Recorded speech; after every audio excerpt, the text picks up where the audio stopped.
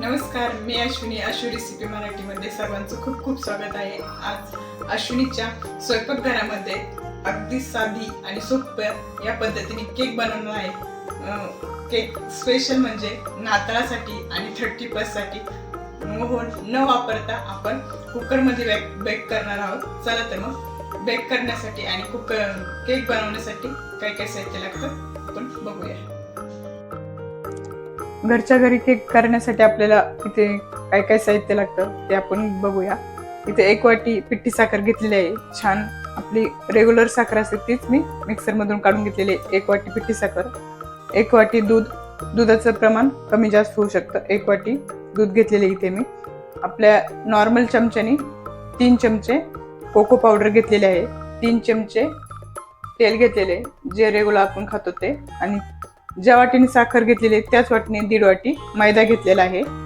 तर आपण प्रथम मैद्यामध्ये कोको पावडर टाकून घेऊया. मिक्स करून आपल्याला चाळून घ्यायचे. साईडला ठेवून घेते. 1 चमचा बेकिंग पावडर टाकून घेते आहे मी.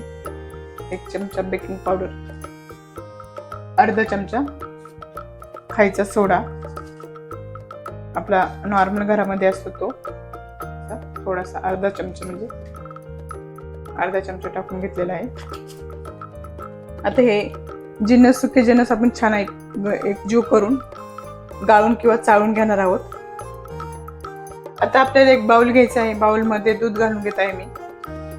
3 चमचे तेल घालून घेतलेलं आहे आणि ती पिठी साखर घालून घेते आणि अर्धा चमचा व्हॅनिला एसेन्स घालणार आहे. बघू शकता, अर्धा चमचा छान एकजीव करून घेणार आहे.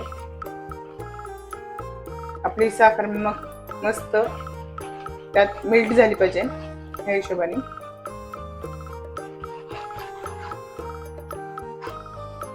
छान आपण गाळून घेतलेला आहे मैदा, कोको पावडर, आणि आता त्यात आपण ड्रायफ्रुट्स घेतलेले आहे. काही काजू घेतलेले आहे, मगज बी घेतलेले आहे, थोडेसे बदाम घेतलेले आहे, मनुके घेतलेले आहे. थोडे थोडे टाकून घेणार आहोत. थोडेसे ठेवणार आहे वरून टाकायला. पुन्हा थोडस असं टाकून घेतलेलं आहे मी.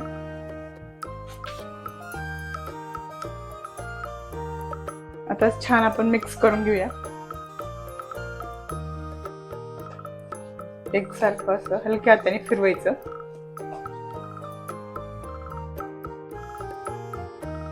छान मिक्स झालेलं आहे. आता आपण मस्त एका असं टोपामध्ये खूप छान असं तेल प्रेस करून घेतलेलं आहे, लावून घेतलेलं आहे तेल. आता सर्व बॅटर त्यात घालून घेणार आहोत. आणि आपलं 1 कप दूध मापत झालेलं आहे.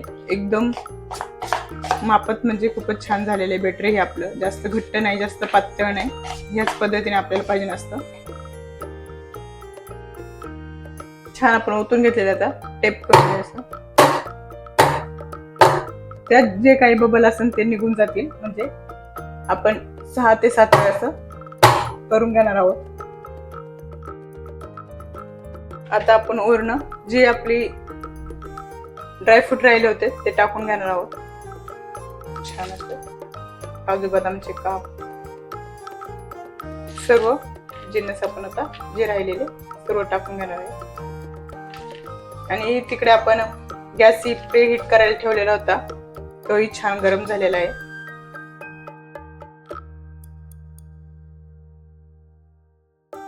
बघू शकता आपला कुकर छान गरम झालेला आहे. आता आपण त्यामध्ये आपला जो केकचा स्टीम आहे तो घालून घेणार आहोत या पद्धतीने. आणि पुन्हा झाकण ठेवून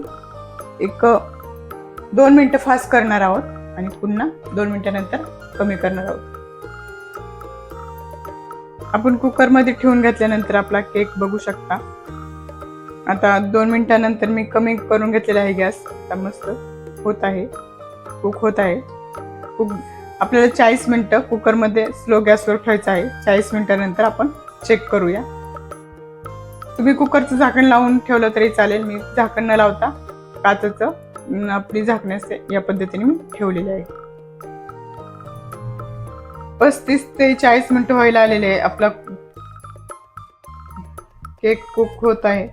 आपण चेक करून घेऊया. झाकण काढले मी. मस्त एक सुरी टाकून बघते. मस्त अजिबात केक चिटकल्याने आपला केक झालेला आहे. आता आपण गॅस बंद करून घेऊया. बघू शकता खूप छान असं झालेलं आहे. गॅस बंद केलेला आहे. आता आपण झाकण ठेवून 20 मिनिटं थंड असंच होऊन देऊया. कुकरमध्येच आपल्याला थंड करून घ्यायचं आहे 20 मिनिटं गॅस बंद करून. अर्धा तास झालेला आहे. आपला केक छान कुक झालेला आहे आणि थंडही झालेला आहे. आपण काढून घेऊया. कडा मोकळ्या करून घेतल्या आणि छान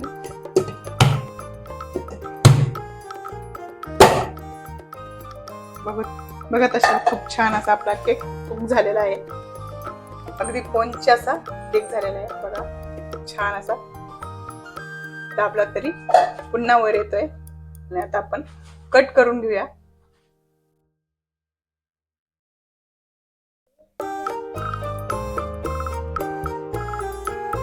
बघा खूप छान असा मऊ आणि छान असं जाळीदार झालेला आहे केक. टेस्टी सुद्धा तेवढंच झालेलं आहे. व्हिडिओ आवडला असेल तर नक्की लाईक करा, शेअर करा, चॅनलला सबस्क्राईब करा. पुन्हा भेटूया अशाच नवीन रेसिपी संग. तोपर्यंत स्वस्त राहा, मस्त राहा, आपले व्हिडिओ बघत राहा.